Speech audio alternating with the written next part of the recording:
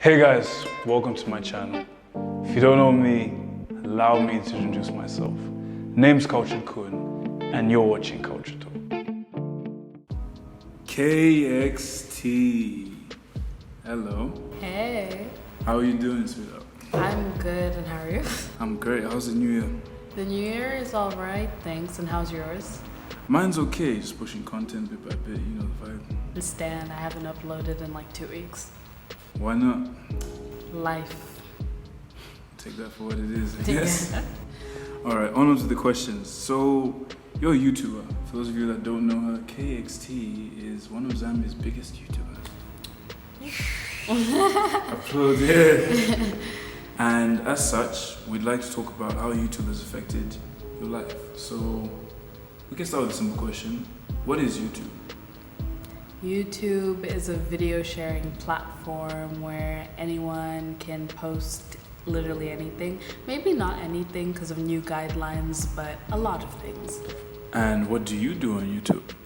On YouTube, I have a channel where I post lifestyle content, so that's vlogs and like other things around that, but generally lifestyle, so things about my life. Fair enough. When did you start YouTube? I started YouTube when I was 11 years old. This was in, if I'm not wrong, it was in like 2015, think so. So that was what, like 7 years ago? Why was that? Why did you start YouTube?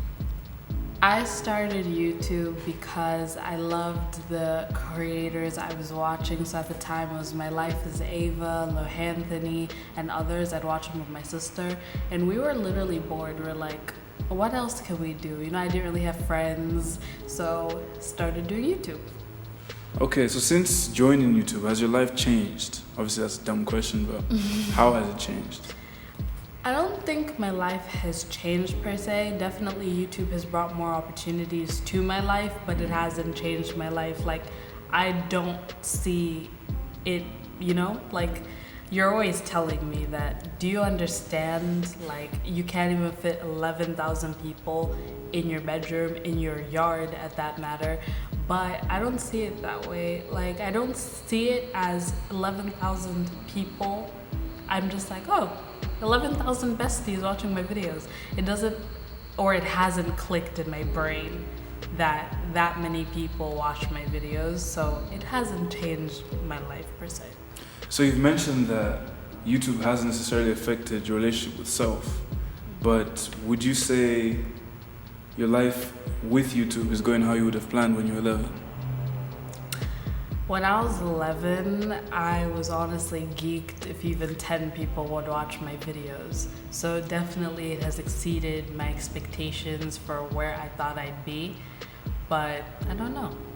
So as far as public perception, do you think your influence and impact on YouTube has changed how you feel about your self-worth?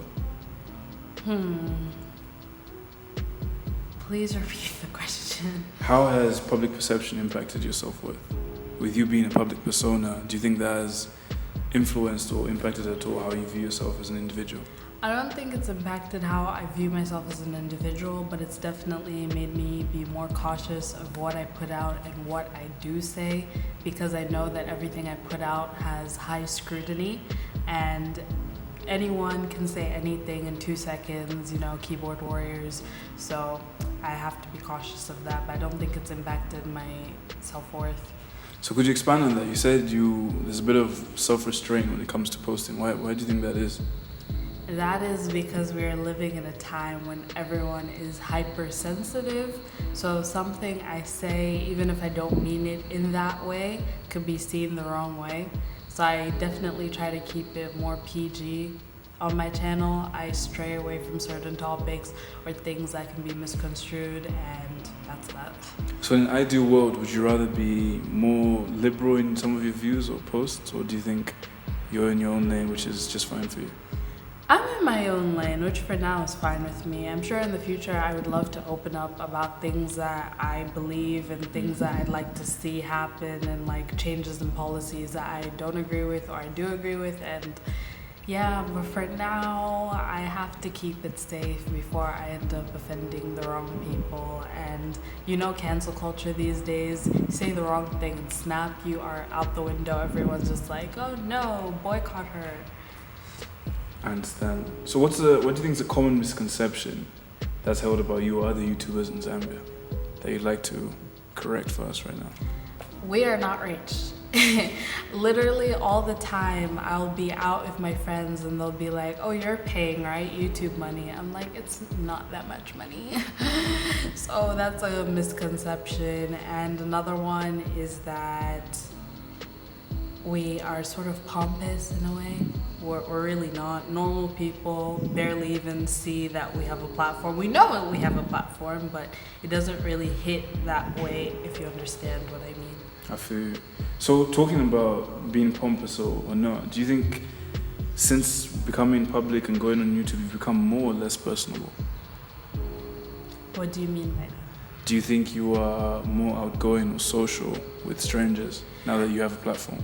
Well, okay, I am, because I have to be in order to network. I can't be in myself, but I am a very shy person, so still more, if you were to meet me in public, I will most likely not say a word. I'm not being rude, that's just who I am. I just, I have social anxiety, so it's not a thing for me. I'm very socially awkward, so.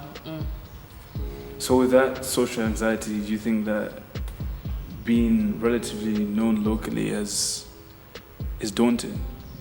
I don't think it's daunting per se, because in Zed, like, we don't really approach people, but it's just like really weird to me how like I'll be at the mall with my mom and then people would just like stare at me. I should be like, okay, I'll be like, no, like if they wanted to say hi, they'd come, but I'm also not gonna go and be like, I'm this person, because they could just be staring at you. Like maybe your hair is looking weird that day, you know what I mean?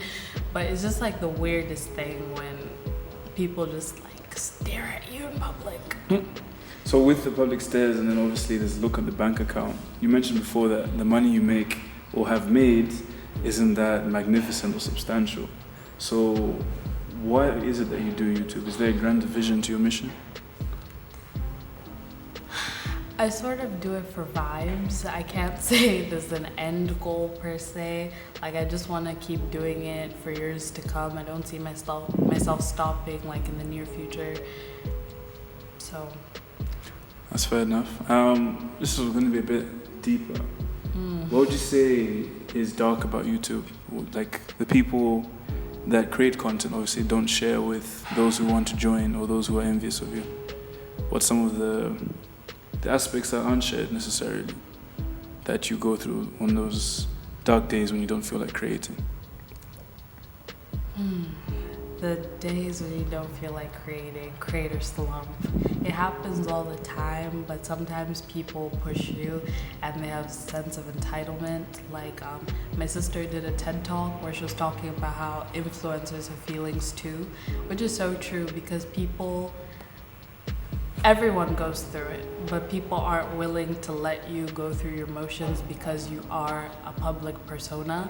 So in times like that, I feel like we have to just carry whatever we're going through because we have to make other people happy, even if we ourselves are struggling, because people will be like, no, but you're meant to have this life, you know, like you make me happy, so you can't be sad, or just that entitlement into the things you don't want to talk about or post about.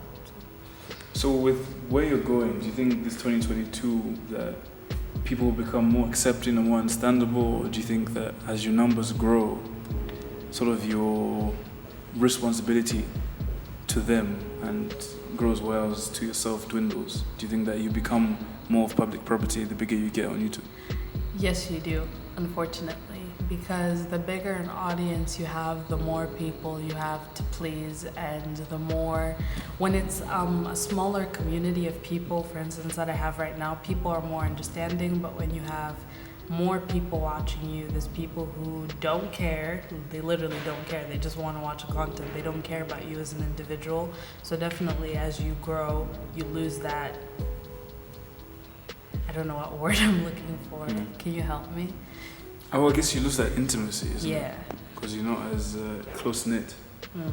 So with 2022 on the rise, what's your hopes for this year? What does KayxTee have in store for us? This year, I'm going to school. I'm going to university, literally across the world. So I'm trying to adventure some more and sort of switch up my content. We'll see what I can put out whilst I'm there. Things that are like slightly different from what you'd see from my content here, or the same things you'd see from my content here, but obviously new environment, it's something new. So I just want to see where it takes me and Lovely.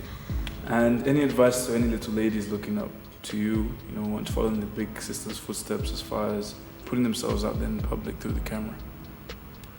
just do it, like Nike. No. You literally just have to put yourself out there because you never know. You could be blocking your own blessings by shying away, and don't let people affect you. There's always going to be someone who dislikes your video, someone who just wants to be snarky, just trying to get on your nerves, but you have to put that behind you. You have a greater goal and a bigger purpose with what you're doing with your content, so put it to the side and keep it pushing. Wonderful. Any last words?